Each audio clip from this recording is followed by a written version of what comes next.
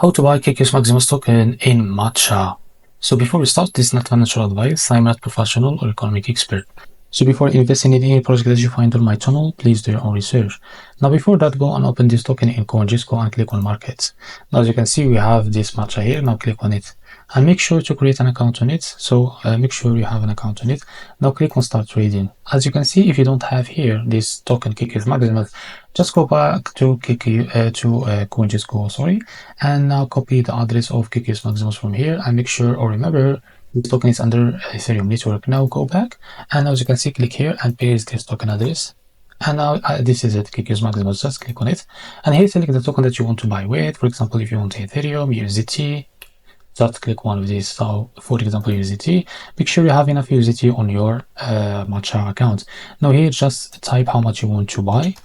For example, $100. So this is how much you will receive that token. Because I don't have enough USDT, make sure to fill your account with USDT to be able to buy it. Just click on buy and make sure to read all of this to be able to buy it. Now click on buy and we'll be able to buy this token on the Matcha. So this is how to buy the KEKIUS Maximus token on Matcha. If you found this very helpful, please like and subscribe. See you in the next video.